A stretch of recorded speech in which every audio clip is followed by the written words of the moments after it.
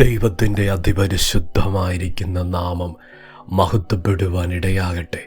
അനുഗ്രഹിക്കപ്പെട്ട നല്ല സമയത്തിനായി കർത്താവിനെ സ്തുതിക്കുന്നു, വാഴ്ത്തുന്നു. വചനം കേൾക്കുന്ന ദൈവമക്കൾക്കായി ദൈവത്തെ മഹത്വപ്പെടുത്തുകയാണ്. പരിശുദ്ധാത്മാവ് ആഴം ശക്തമായി ഇടപെടുന്ന വചനത്തിൻ്റെ ദൂത് ഹൃദയത്തിന് വിടുതലായി, ജീവിതത്തിന് ചൈതന്യമായി മാറത്തക്ക നിലയിൽ സ്വർഗം തൊടുന്ന പരിശുദ്ധാത്മാവ് തൊടുന്ന ജീവിതത്തെ ധന്യമാക്കുന്ന അത്ഭുതങ്ങളുടെ ഒരു ദിവസമായി തീരുവാൻ ഇടയാകട്ടെ. യോഹന്നാൻ്റെ സുവിശേഷം 2 അധ്യായം അതിൻ്റെ ആരംഭവാക്യങ്ങൾ. 3-ാം നാൾ ഗലീലായിലെ കാനാവിൽ ഒരു കല്യാണമുണ്ടായി. യേശുവിൻ്റെ അമ്മ അവിടെയുണ്ടായിരുന്നു. യേശുവിനെയും ശിഷ്യന്മാരെ കല്യാണത്തിന് ക്ഷണിച്ചിരുന്നു.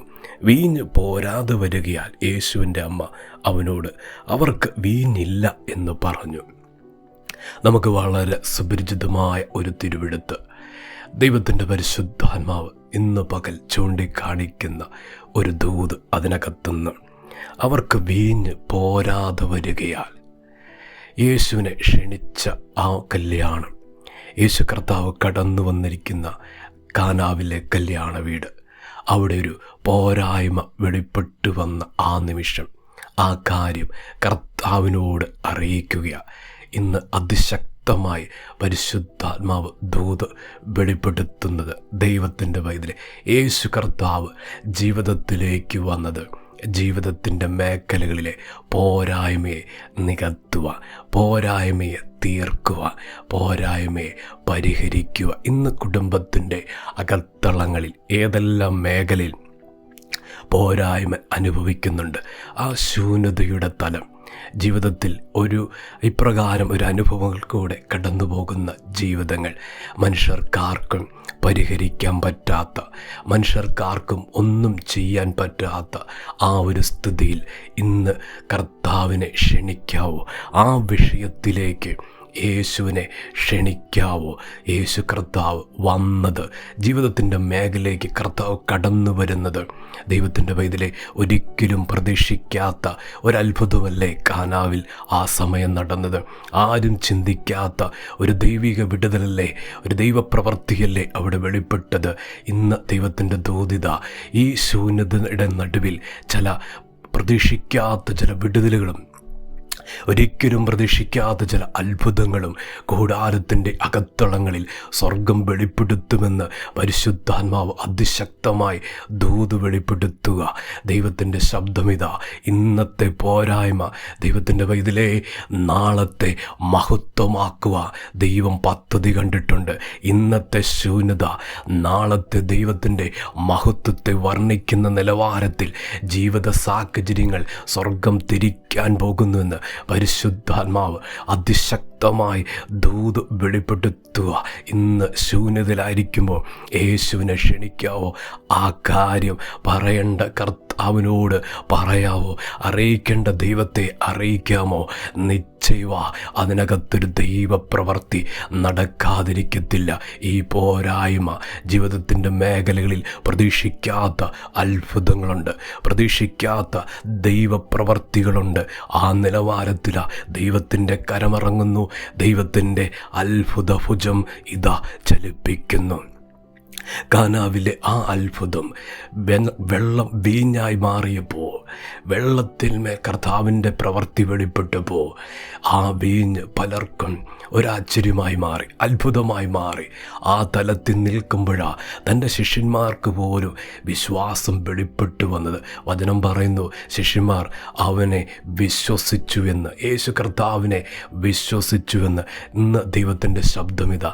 ദൈവത്തിൻ്റെ പൈതലേ, നമ്മുടെ വിശ്വാസത്തിൻ്റെ പോരായ്മയെ നികത്തുന്ന ദൈവം, നമ്മുടെ പ്രാർത്ഥനാ തലത്തിൻ്റെ പോരായ്മയെ മാറ്റുന്ന ദൈവം, നമ്മുടെ പ്രത്യാശയുടെ പോരായ്മയെ, ആ കുറവിനെ പരിഹരിക്കുന്ന ദൈവം, നമ്മുടെ ആത്മീയ ജീവിതത്തിൻ്റെ പോരായ്മകളെ പരിഹരിക്കുന്ന ദൈവം, നമ്മുടെ ഭൗതിക തലങ്ങളിൽ മാത്രം തൊടുന്ന ദൈവമല്ല കർത്താവ്, നമ്മുടെ ആത്മീയ ജീവിതത്തിൽ സംഭവിക്കുന്ന പോരായ്മകളെ പരിഹരിക്കുന്ന ദൈവമാണ്.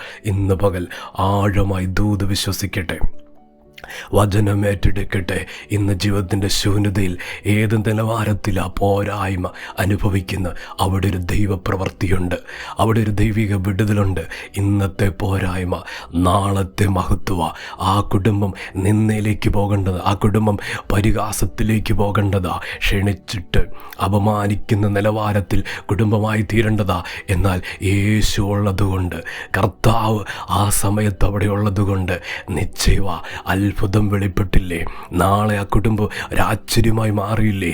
കടന്നു പോകുന്നവർ ഒരത്ഭുതം അവിടെ നടന്നു എന്ന് പറയത്തക്ക നിലയിൽ ആ കുടുംബത്തിൻ്റെ സ്ഥിതിയെ ശൂന്യതയോ മാറ്റിയതുപോലെ ദൈവത്തിൻ്റെ വൈതലേ, ഈ വിഷയം നിന്നയിലേക്ക് പോകത്തില്ല, ഈ വിഷയം അപമാനത്തിലേക്ക് പോകത്തില്ല, ഈ വിഷയം കടന്നു പോകുന്നത് മഹത്വത്തിലേക്കാ, ദൈവത്തിൻ്റെ മഹത്വത്തിലേക്കാ.